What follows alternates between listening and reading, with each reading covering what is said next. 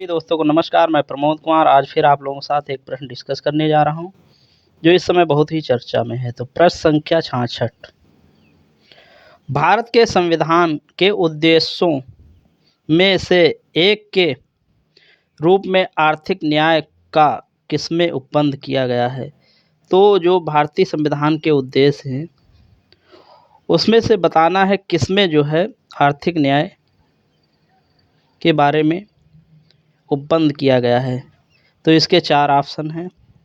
ए है उद्देशिका और मूल अधिकार, बी है उद्देशिका और राज्य के नीति निदेशक तत्व, सी है मूल अधिकार और राज्य के नीति के निदेशक तत्व, डी है उपरोक्त में से किसी में नहीं। तो इसका जो सही जवाब है वो है उद्देशिका और राज्य के नीति निदेशक तत्व। उद्देशिका में जो है 3 प्रकार की न्याय जो है दिए गए हैं, सामाजिक और आर्थिक और राजनीतिक।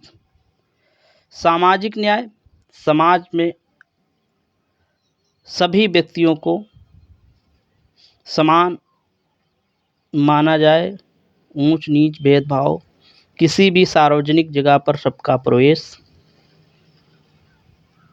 सुनिश्चित किया जाए और किसी प्रकार का भेदभाव न किया जाए।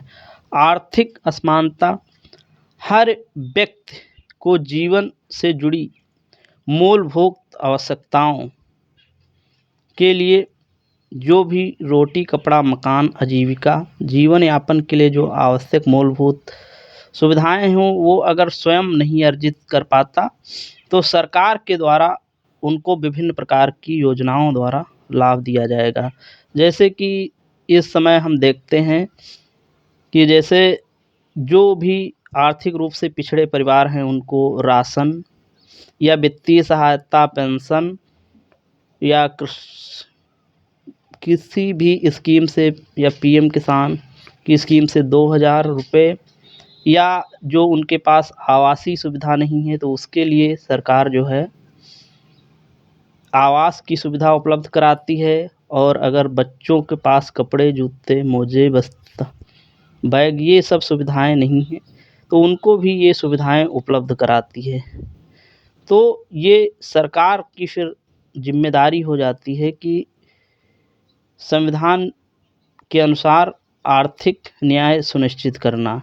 तो उसी के तहत ये सरकार जो है वित्तीय और मूलभूत आवश्यकताओं की पूर्ति जब व्यक्ति नहीं कर पाता तो उसे उपलब्ध कराती है। फिर होता है राजनीतिक समानता। उसमें जो है हर व्यक्ति की जो है इक्वल इम्पॉर्टेंस रहती है और जो व्यक्ति चाहे वो जो भी जहाँ भी जिस क्षेत्र, धर्म, जात, भाषा, लिपि जिस चीज़ से संबंध रखता हो, लेकिन उसके वोट का वैल्यू हमेशा ही एक समान रहता है। और चाहे जो भारत में पद निर्धारित किए गए हैं उनमें वह इक्वली रूप से किसी भी पद की योग्यता रखने वाला व्यक्ति उस पद पर चुनाव लड़ सकता है, उसमें कोई भेदभाव नहीं किया जाएगा। तो इस प्रकार ये राजनीतिक न्याय है।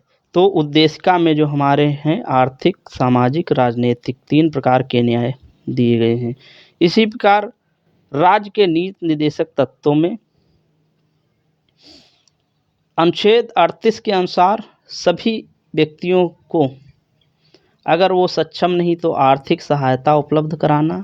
अनुच्छेद 39 में कहा गया है कि समान कार्य के लिए समान वेतन, महिला पुरुष चाहे जो भी हों उनको वेतन। और अनुच्छेद 41 में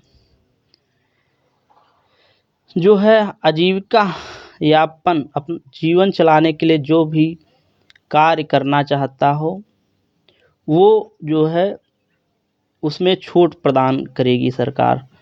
जो उचित हो। तो इस प्रकार ये जो है आर्थिक न्याय उद्देशिका और राज्य के निर्देशक नीति निर्देशक तत्व में जो है पाए जाते हैं। तो इस प्रकार पूरा वीडियो देखने के लिए सभी को बहुत बहुत धन्यवाद।